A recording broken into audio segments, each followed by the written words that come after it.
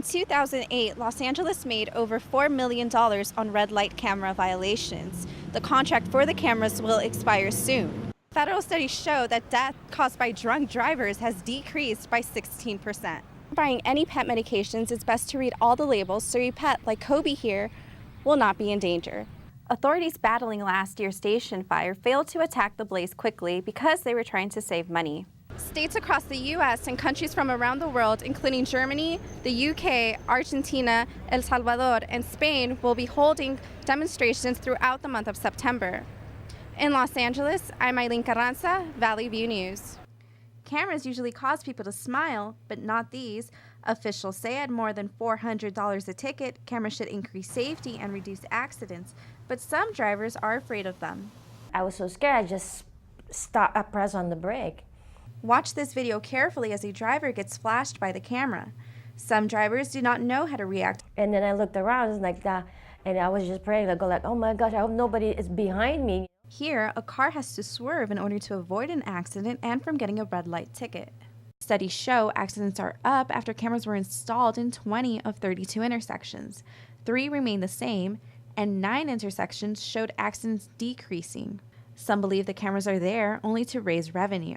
It would really be helpful if the city works to make sure that they improve the camera systems and they make sure that the cameras are for safety, not for something else that a lot of people believe.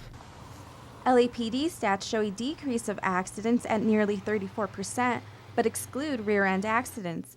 LAPD says it's about safety, not money, but revenue for red light cameras is in the millions. In 2008, Los Angeles made over $4 million on red light camera violations. The contract for the cameras will expire soon. And losing these cameras would bring a smile to many drivers. In Northridge, I'm Eileen Carranza for Valley View News. It was a busy Friday night, and this driver found himself at a sobriety checkpoint. Additional enforcement measures to keep drunk drivers off the road will be taking place. Some drivers feel that sobriety checkpoints are stopping people from driving under the influence, while others feel a little differently. I think your average DUI costs about $3,000, That's what, prohibits people from doing that. I personally don't really think it stops anyone. I think it's kind of unnecessary, kind of a waste of money. Officers check drivers for signs of alcohol or drug impairments and for proper licensing.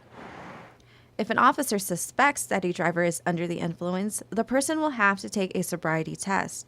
If drivers fail, they will be handcuffed and taken into jail.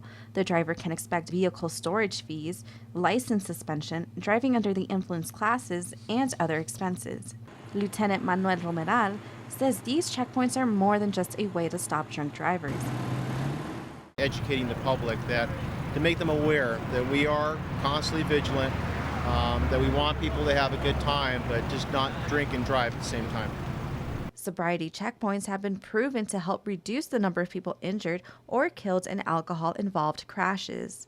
Federal studies show that death caused by drunk drivers has decreased by 16%. Many would say that checkpoints like this one are a part of it. In Van Nuys, I'm Eileen Carranza for Valley View News. A protest group to free 5 Cuban men from prison are rallying the streets. The men obtained employment at a U.S. Naval Air Station to send reports to the Cuban government. Better known as the Cuban Five, René González, Antonio Guerrero, Fernando González, Gerardo Hernandez, and Ramon Labanino.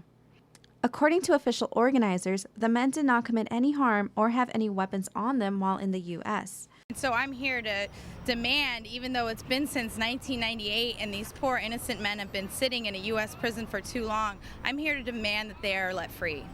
The National Committee to Free the Cuban Five has done forums, video showings, and publicity work to help build a broad support.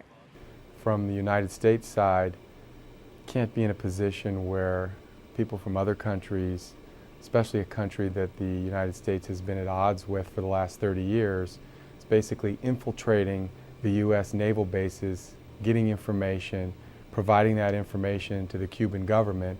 Over 250 committees have been established. States across the U.S. and countries from around the world, including Germany, the U.K., Argentina, El Salvador, and Spain, will be holding demonstrations throughout the month of September. In Los Angeles, I'm Eileen Carranza, Valley View News.